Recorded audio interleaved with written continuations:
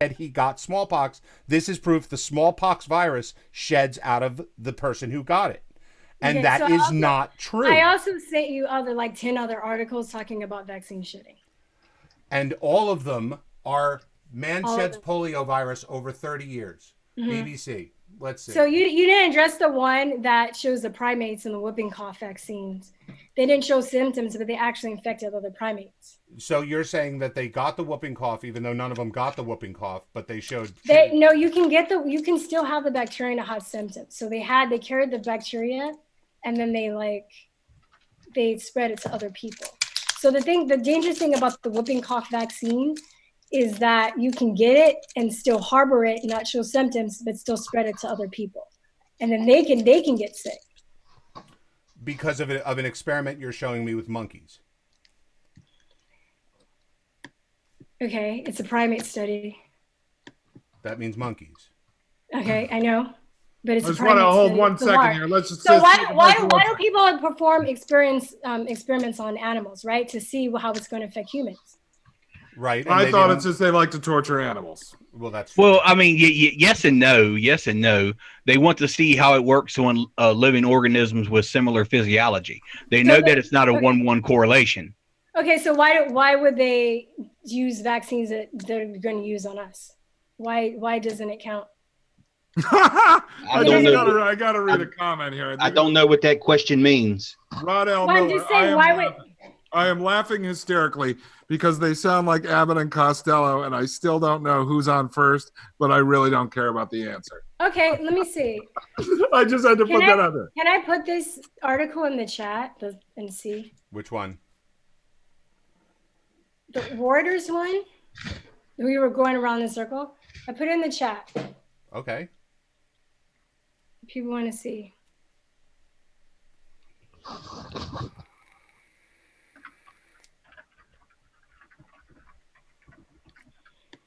And then, fuck. Let me see. Measles. Just look up this.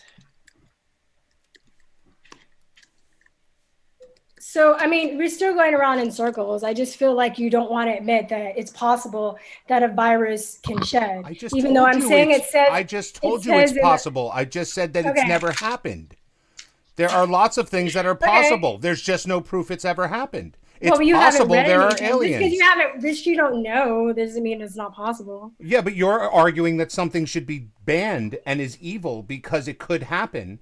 But there's no cases of it actually happening. There's only cases of it saving millions of lives. So there's cases of it saving millions of lives with documented medical studies. But you have a great article from Reuters that you have to make shit up about in order to be able to say that this is what happens. We have to play semantic games because you don't want to admit that you're wrong. Oh, what am I wrong about? Tell me what I'm wrong about, because I'm curious. We're going to go back and forth, and then you know what? We should just shut this down because this is ridiculous. You are literally just making shit up, and you're just telling people that this is what they should believe. You are literally doing that. Why don't you discuss the other 9 studies that I see? Like, oh, they're news articles. Oh, they're this. They all are news articles. You sent me 2 primate studies and news articles. I sent you some studies. Okay. Outbreak of measles among persons with prior evidence of immunity. Okay, and that proves shedding? That doesn't say it in the article. No, I'm sending you here.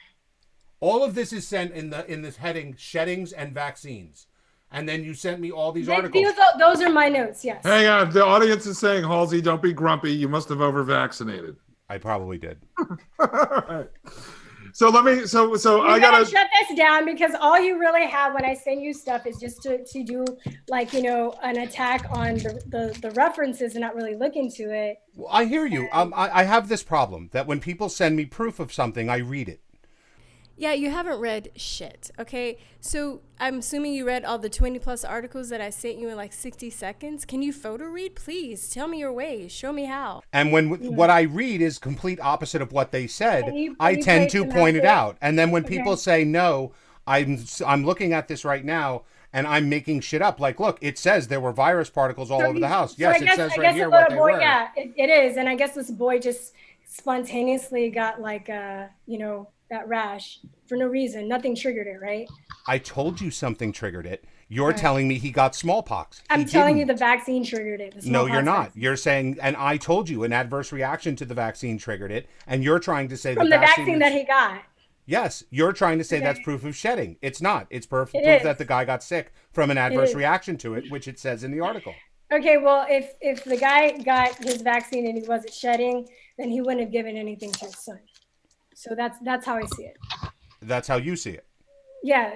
Even though it doesn't say that. So right now we're still at the point. Okay. Where Halsey says all vaccines are good, and Verstein says all vaccines are bad or unnecessary. Well, let's be honest here. I'm just framing this right now where we are at this moment.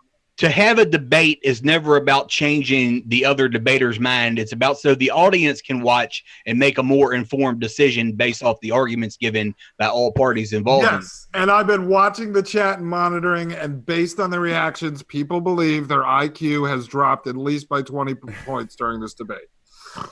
Everyone is more confused now than when it began. I can say that for sure. We spent the last hour over shedding in an apartment. Well, yeah, I'm a little confused by Verstein's use of the word shedding, which I've heard different terminology ascribed to that effect there, spreading, or a contagion or something like that. Calling it shedding for everything that spreads it was really confusing me. But I'm not here to debate to take Halsey's side. If it seems like that at any time, I apologize. I just came on to answer evolutionary questions, and if there are any more of those, I'd be happy to answer.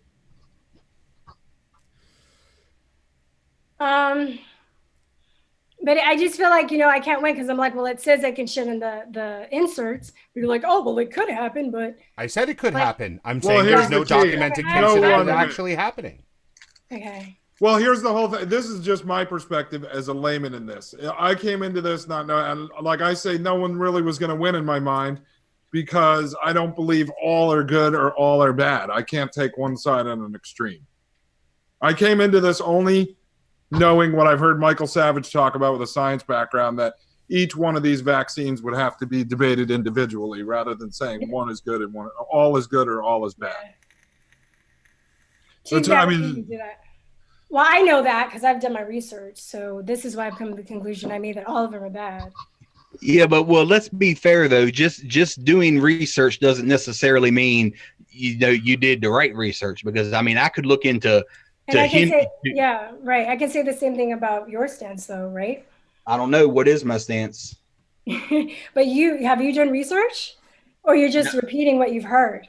I don't know. I'm asking you what is my stance on this, because my stance probably agrees with you more than Halsey. We just have a disagreement on the proportionality of the rates at which people have these adverse reactions to vaccines. Okay. And Halsey doesn't even disagree that people have adverse reactions. He said it 50 times since I've been one. Mm. Well, I feel like, I'm like, okay, well, the insert shed, the hospital inpatient papers say that, shedding happens and you can't come in if you've had a live virus vaccine. So, how is that? That's not proof that it can happen or does happen? Well, maybe in their monkey experiments or some laboratory testing or some mathematical theorem, they found out it could happen. But what Halsey's been saying, what I've gleaned here, my inference is that Halsey's saying, okay, I admit that it's possible it can happen because they put it into inserts. So evidently they must have some type of scientific conclusion to assert that it could happen, to infer that it could happen. But where has it happened? And that's where y'all are bumping in. And then I sent him a primate study. He's like, it's a monkey study. Okay. Well, it's like I'm not going to win. So. Are you against monkeys being vaccinated or people being vaccinated? There's a distinction to make there. Yeah, there is, but they test the vaccine on monkeys to see how it's going to do on people. And mice and rats and all kinds of that stuff. Yeah, they don't do it for shits and giggles. So if monkeys are mammals and it's happening in monkeys, you don't think it's going to happen in people? Why would maybe, but it's not necessarily, imminent. It's also, I just said, I would like to see an example of where it did happen, and the only example you gave me of it did happening wasn't an example of it actually happening. I gave you like 10 examples. I just sent you 10 more. So, I mean, there's, let me see. One more. Is there one here? Well, you don't Okay, have any more to send them. questions? Are there any actual real questions from the chat? Yeah. I know you guys are having fun in there, laughing at everybody, but seriously, any real questions? Come on, people. Give me Let's some see. questions. I'm not even drinking tonight. Damn it! I'm in the state of mind where I can answer questions. Let's say this. Let's see. Well, Carrie Donovan loves you both. Carrie Donovan's she's contributed on here and been on the show as a guest to cover a lot of topics. She loves both of you guys. She, I believe, leans towards anti-vaxxing to begin with, but she said she still loves both of you. I'm going to need Verstein's Twitter handle before this is over so I can troll her every once in a while. No, it's I'm not even really on Twitter. I need to get on there. What do you do? Do YouTube mostly? Yeah, but I need to be more active on Twitter. I'm going to work toward that during the next year. I built up a decent account with YouTube, but then they just banned every video I made. Just like took away like 90% of my videos. Oh, yeah, they're doing that to a lot of people. I feel like there was so much I wanted to get through, and we just got hung up on that. Are there any other important points that you want to make? Anybody wanna ask any questions? Oh, well, let me re-ask this question because someone else who contributes on here, Maria Albanese, asked, and she said she never heard your answer. I think I asked it, and then it got cut off on. Hold on one second here. Where'd it go? Oh, she wanted to know about the where the heck did it? Jesus, she sent me so much stuff. It was on the, I believe it was on the Gardasil. Oh, Gardasil and hold on. Where the heck did it go? Oh my God. There's so much stuff on here. Oh, feels about Gardasil vaccine and if she's heard of any connectors to leukemia, specifically AML. Let me just see really fast. I have this book of, let me just see if I can look up something really fast in here. 127. The live virus vaccines are minimally purified, and quote unquote, they're saying that. So a vaccine contains every normal licensed vaccine, every one of the vaccines our children are getting, contains fragments of DNA, fragments of RNA, genetic codes that these scientists report are highly mutagenic, and they say at these meetings, well, they could cause autoimmune diseases and cancers. And they've got no reason to say they don't. They simply say we don't know what they're causing. The chairman of the meeting said, well, have we tested it for the amount of free DNA from birds? And they said, no, we haven't tested it. We have got no way of testing it. This is before they add aluminum, and it's before they add mercury or any other adjuvants. This is what all vaccines, they call it the substrate. And one scientist from Britain said, if the Greens in my country heard about what we are discussing, they are demanding immediately the ending of all vaccination, because we simply don't know what's in our vaccines. I mean, it's quite foul how they make the measles. I then went to, only last year, I went to the records of the Centers for Disease Control in Washington, a major research laboratories, to find out how they isolate the measles virus. And I didn't expect anything like HIV, because surely this is one error. There is a paper that I've uncovered at the CDC, and it's called Isolation of Measles Virus. It says if we think a patient might have measles, got spots, Get some fluid from that patient, a sample of their urine or a swab from the mouth. Start from where the measles have spots. You rub your I'm sorry. mic and it's, Sorry. Start from where, sorry? from the spots. Red spots. The measles. So I'm not quite with you, sorry. Start where you say, check the symptoms if they have spots. Check the symptoms of the patients. If these patients have got spots, if it looks like they might have measles, but you want to prove they got the measles virus in them and isolate that measles virus, what you do is you take some fluid from the patient and put it in the fridge. This could be some urine, it could be a swab from the mouth with some saliva. So that's what you've got to test. But all viruses are produced by cells. So the next thing you've got to do is get a marmoset monkey. If anyone's been to the zoo and seen the marmoset monkeys, they're the ones that are extremely lively and got long tails. Kill it, take its cells, and put the cells in the cell culture, because they're 10,000 times more responsive to measles than our human cells. That's what it says. But the cell culture isn't ready yet to grow measles virus. The next thing to do is to make the monkey cells cancerous by, say, exposing them to radiation. You immortalize them, as it's called. Still not ready? Next thing is you give those monkey cells Epstein-Barr syndrome, which is a horrific disease. You're still not ready?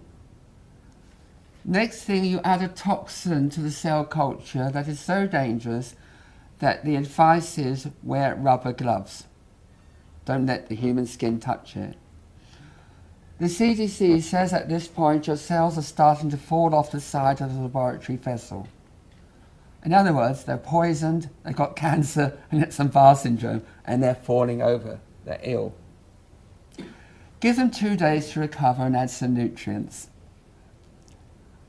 Now, get the sample out of the fridge from the patient and add it to these deceased cancerous cells. Watch with a microscope for 2 days. If after this time 50% of the cells are distorted, then you have got an isolate of measles virus and you're instructed to put it in the fridge and keep it, because it could be used as a vaccine. At no point, you will notice, at no point is a measles virus seen. No point is a measles virus proved to cause the illness in the cells. We know they're poisoned. We know they've been given cancer. We know they've been given Epstein-Barr syndrome. That is now ready to be made into a vaccine to put in our kids. This noxious mixture is a basis that can be used for vaccines. This is current today on the CDC website. They've actually, if you dig deep enough, you'll find these instructions for the lab technicians are in place on their website.